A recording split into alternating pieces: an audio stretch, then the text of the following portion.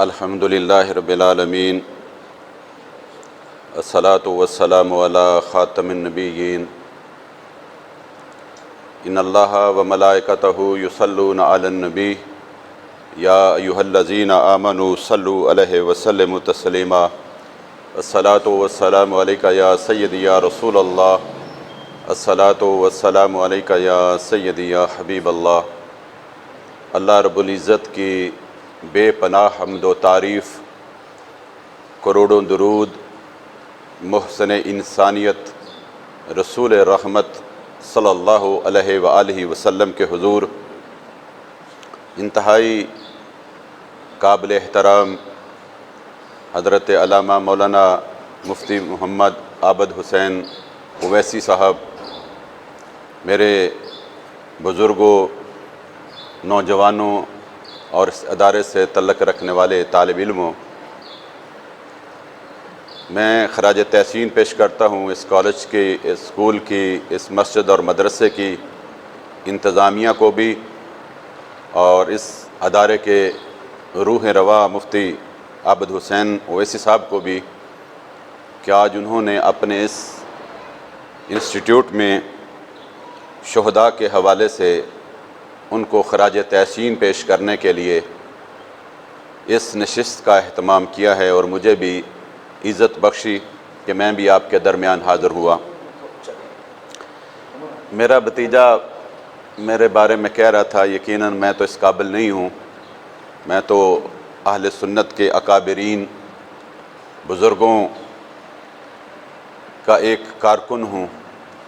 اور رسول معظم صلی اللہ علیہ وآلہ وسلم کے پاک نظام کے لیے ہمہ وقت مصروف عمل ہوں، کیونکہ یہ وطن عزیز پاکستان جو اللہ رب العزت نے ہمیں یہ خطہ عطا کیا ہے اور جس میں ہم سب رہ رہے ہیں، یہ لا الہ الا اللہ محمد رسول اللہ صلی اللہ علیہ وآلہ وسلم کی بنیاد پر بنا ہے، اور یہ وہ وطن عزیز ہے کہ جب 27 رمضان المبارک شب قدر کی وہ عظیم رات، وہ رحمتوں اور برکتوں والی رات، وہ سعادتوں والی رات، جو رات 1000 مہینے سے بھی افضل ہے، اور جس رات میں اللہ رب العزت کے ملائکہ کا نزول ہوتا ہے، اور اس رات کو تکمیل قرآن بھی ہوتی ہے، اور صبح تکمیل پاکستان کا اعلان بھی ہوتا ہے۔ جمعۃ المبارک کا وہ عظیم دن ہے کہ جس دن کو اللہ رب العزت نے ہمیں پاکستان جیسا ایک خوبصورت، ایک نعمتوں سے سرفراز، جس طرح قرآن پاک فرماتا ہے کہ فَبِأَيِّ آلَاءِ رَبِّكُمَا تُكَذِّبَانِ، کہ تم میری کون کون سی نعمتوں کو جھٹلاؤ گے، تو یہ ساری نعمتیں اگر آپ دیکھیں تو اس پاکستان میں اللہ تعالیٰ نے عطا کی ہیں، لیکن بدقسمتی یہ ہے کہ اس وطن کمزور کرتے رہے، اور آج صورتحال یہ ہے کہ پاکستان کے اندر ہر بندہ پریشان ہے، مہنگائی کا طوفان ہے، لا قانونیت ہے، ایک دوسرے کے دست و گریباں ہیں، اور کوئی روایات، کوئی اخلاقیات باقی نہیں رہی۔ اور ایسے حالات میں جب کہ ہماری مسلح افواج، جس کا موٹو ایمان، تقوی اور جہاد فی سبیل اللہ ہے، یہ دنیا کی بہترین فوج ہے، پاکستان کے چپے چپے کی حفاظت کی ضامن ہے۔ میرے قائد حضرت امام شاہ احمد نورانی صدیقی رحمۃ اللہ علیہ فرماتے تھے کہ یہ فوج رسول اللہ صلی اللہ علیہ وآلہ وسلم کی جہادی فوج ہے، اور اسی فوج سے محمد بن قاسم پیدا ہوں گے، اور یہی فوج صلاح الدین ایوبی کا کردار ادا کرے گی، اور ایک وقت آئے گا کہ جب غزوہ ہند لڑا جائے گا تو پاکستان کی فوج اس کو لیڈ کرے گی، اور انڈیا کے اندر پاکستان کا پرچم لہرائے گا۔ بدقسمتی یہ ہے کہ اس فوج کو بھی کمزور کرنے کی منصوبہ بندی کی گئی. بین الاقوامی اسٹیبلشمنٹ، را، موساد اور CIA مل کر پاکستان کو کمزور کرنے کے لیے اپنی منصوبہ بندی کرتے رہے، اور ہر دور میں انہوں نے اپنے تنخواہ دار ایجنٹوں کے ذریعے پاکستان میں انتشار پیدا کرنے کی منصوبہ بندی کی. کبھی مذہب کے نام پر لوگوں کو لڑایا گیا، کبھی لسانیت کی بنیاد پر قتل و غارت کا نہ رکنے والا سلسلہ شروع کیا گیا. پاکستان کے اندر دہشت گردی کا بازار گرم کیا گیا. مساجد تک محفوظ نہیں تھی،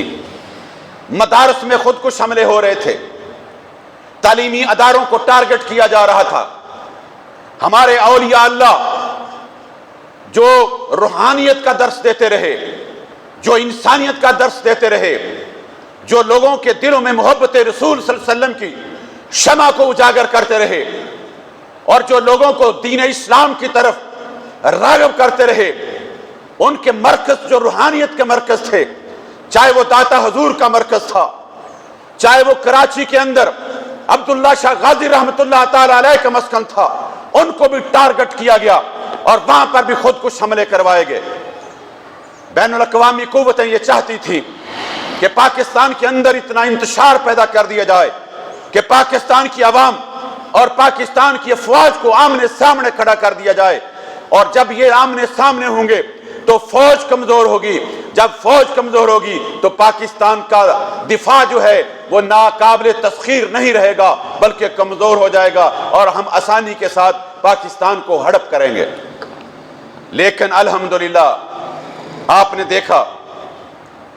کہ پاکستان کی GHQ پر بھی ان بدماشوں نے حملے کیے. پاکستان کے APS کے اندر وہ جو ایک ان کا ادارہ ہے، بچوں کا سکول ہے، اس پر بھی معصوم بچوں پر حملے کیے گئے اور ان کی بھی شہادتیں کی گئی. سیولین لوگوں کو بھی ٹارگٹ کیا گیا، فورسز کو بھی ٹارگٹ کیا گیا. لیکن پاکستان کی افواج نے اپنی صلاحیتوں سے، اپنی منصوبہ بندی سے پوری دنیا کو ورطہ حیرت میں ڈال دیا کہ پاکستان سے وہ سارے تخریب کار، وہ سارے دہشت گرد واصل جہنم ہو گئے اور پاکستان امن کا گہوارہ بن گیا. پوری دنیا پریشان تھی کہ پاکستان کے اندر وسائل نہیں ہیں، پاکستان کی ملٹری کے پاس اتنے جدید ٹیکنالوجی نہیں ہے، اتنے جدید ہتھیاریں نہیں ہیں، اتنی جدید جاسوسی کا نظام نہیں ہے. لیکن اس کے باوجود پاکستان کی آرمی نے پوری دنیا کو یہ بتا دیا کہ ہم ایمان کی قوت رکھتے ہیں، ہم محبت رسول سے سرشار ہیں، اور ہم اپنے وطن عزیز پر اپنے آپ کو قربان کرنے کے لیے تیار ہیں. شہادت ہمارا اعزاز ہے، ہم قربانی دینے کے لیے تیار ہیں، اور ہم ایک قوم ہیں، اور ایک قوم بن کر پاکستان کی آرمی نے پاکستان کو دہشت گردی کے لعنت سے پاک کر دیا. اب جب انہوں نے دیکھا کہ ہمارا منصوبہ ناکام ہو گیا ہے، پھر وہ ایسے سیاسی ہرکاروں کو استعمال کرنے لگے، ایسے اپنے لوگوں کو سیاست میں لانے لگے، ان کی ذہن سازی کرنے لگے، ان کے پیچھے انویسٹمنٹ کرنے لگے، ان کو ذہنی طور پر تیار کرنے لگے کہ پاکستان کی افواج جو ہے یہ پاکستان پر بوجھ ہے، پاکستان کی افواج ہے یہ سارے معاملات پر دخل اندازی کرتی ہے، لہذا اس کو ٹارگٹ کرو، اس کو کمزور کرو. اور پھر آپ نے دیکھا کہ پاکستان کے اندر قائد اعظم محمد علی جناح رحمت اللہ تعالی علیہ کا گھر بھی محفوظ نہ رہا. پاکستان کے اندر GHQ پر بھی چڑھائی کر دی گئی، پاکستان کے اندر کور کمانڈر کے گھر کو بھی جلا دیا گیا، اور پاکستان کے اندر آپ نے دیکھا کہ کلمہ طیبہ جس پر لا الہ الا اللہ محمد رسول اللہ صلی اللہ علیہ وسلم لکھا تھا، اس بورڈ کو بھی توڑا گیا. کسی مسلمان سے آپ تصور کر سکتے ہیں کہ کوئی مسلمان ہو، رسول معظم صلی اللہ علیہ وسلم کا کلمہ پڑھتا ہو، سرکار صلی اللہ علیہ وسلم کا امتی ہو، اور وہ کلمہ طیبہ کے بورڈ پر ڈنڈے برسا رہا ہے. اب یہ جو پاکستان کے اندر صورتحال پیدا ہو گئی اور پھر آپ نے دیکھا کہ پاکستان میں اتنا انتشار کھڑا ہو گیا کہ پاکستان کے وجود کو خطرات لاحق ہو گئے، اس لیے ضرورت ثمر کی ہے کہ ایسی سیاسی جماعتوں کے اندر جو ملک دشمن عناصر ہیں ان کو بے نقاب کرنے کی بھی ضرورت ہے اور ان کو کیفر کردار تک پہنچانے کی بھی ضرورت ہے۔ لیکن میں سمجھتا ہوں کہ سب سے زیادہ قربانیاں پاکستان بنانے میں، سب سے زیادہ رول پاکستان بنانے کے لیے سب سے زیادہ جد و جہد جنہوں نے کی تھی وہ اہل سنت تھے، وہ اہل سنت کے اکابرین تھے، وہ اہل سنت کے بزرگ تھے، وہ اہل سنت کے علماء کرام تھے۔ اور اس وقت کوئی اتنا میڈیا بھی نہیں تھا، ٹی وی چینل بھی نہیں تھے، پریس میڈیا بھی نہیں تھا، بہت کم تھے، ذرائع بہت کم تھے۔ اس وقت ہمارے بزرگوں کے آستانے یہ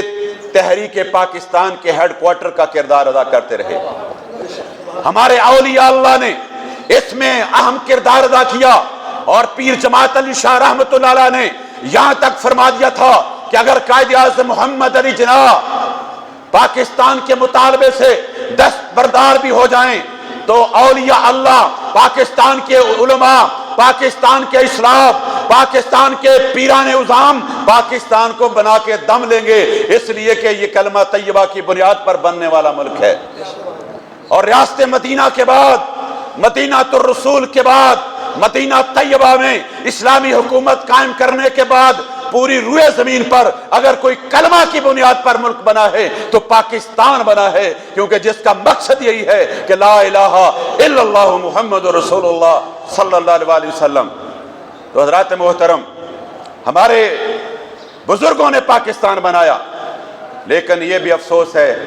کہ پاکستان بنانے کے بعد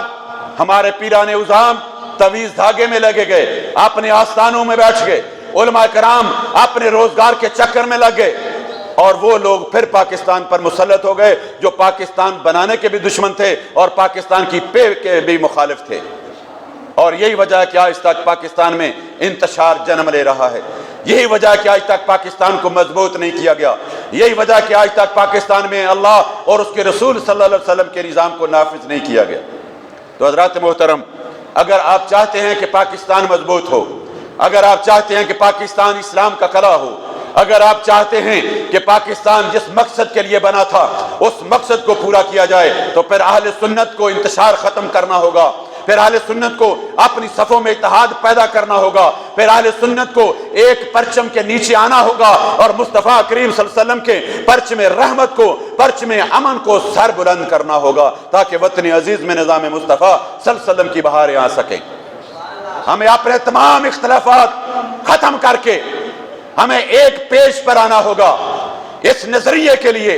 اس دین متین کی سربلندی اور سرفرازی کے لیے، اور اس نظام کے لیے جس نظام کے لیے اللہ کے پیارے محبوب صلی اللہ علیہ وسلم نے شعیب ابی طالب میں قید و بند کی صحبت برداشت کی، اس نظام کے لیے جس نظام کے لیے صحابہ کرام نے تکلیفیں اور اذیتیں برداشت کی، اس نظام کے لیے جس نظام کو اللہ کے پیارے محبوب صلی اللہ علیہ وسلم نے مدینہ الرسول میں نافذ کر کے دکھایا، اس نظام کے لیے جس نظام کو رسول معظم صلی اللہ علیہ وسلم کے صحابہ سیدنا صدیق اکبر رضی اللہ تعالیٰ نے نافذ کر کے دکھایا، اس نظام کے لیے جس نظام کو نافذ کرنے کے لیے سیدنا عثمان غنی رضی اللہ تعالیٰ نے تکلیفیں برداشت کی، اس نظام کے لیے جس نظام کو حضرت عمر فاروق رضی اللہ علیہ وسلم نے، حضرت عمر فاروق رضی اللہ تعالیٰ عنہ نے تلوار کی نوک سے نافذ کر کے دکھایا، اور اس نظام کے لیے جس کے لیے مولا کائنات حضرت علی رضی اللہ تعالیٰ عنہ شیر خدا نے تکلیفیں برداشت کر کے نظام عدل قائم کر کے دکھایا۔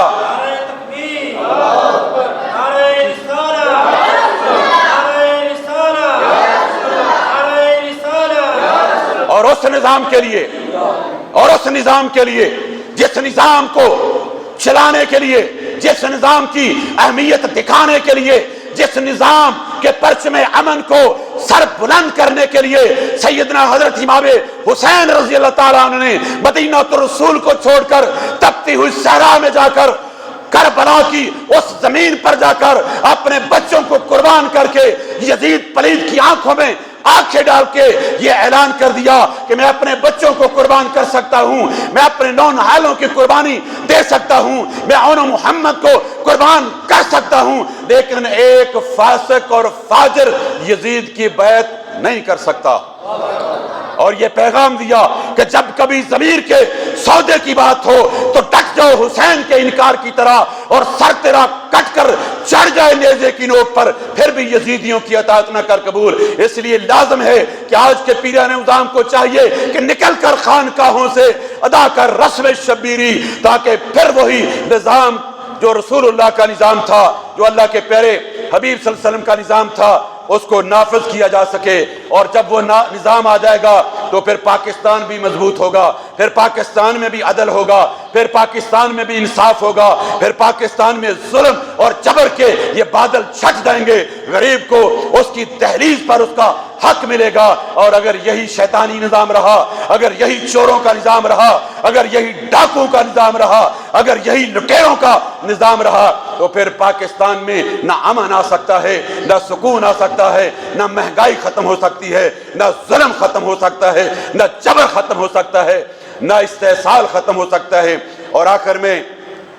یہی کہتے ہوئے پھر اپنی بات کو ختم کرتا ہوں کہ پیارے نبی کے دیوانوں، ایمان کی طاقت پیدا کرو، صدیق اکبر کی دل میں تم روح صداقت پیدا کرو، ایک جوش تمہارے اندر ہو کہ نظام مصطفیٰ نافذ ہو، تم عدل کے پیکر بن جاؤ، فاروقی جذبہ پیدا کرو، تم دل کے غنی ہو دنیا میں، کیوں غیروں کے محتاج بنو، عثمان غنی کا پھر سے تم انداز سخاوت پیدا کرو، ایک ٹھوکر میں ہو تاج شہی، تم ایسی جسارت والے ہو، تاریخ تمہاری شاہد ہے، حیدر کی قوت پیدا کرو۔ اور علامہ اقبال کی روح تڑپ اٹھی، آپ نے فرمایا کہ قوت عشق سے ہر پست کو بالا کر دے، دہر میں اسم محمد سے اجالا کر دے، کہ محمد سے وفا تو نے تو ہم تیرے ہیں، یہ جہاں چیز ہے کیا لہو قلم تیرے۔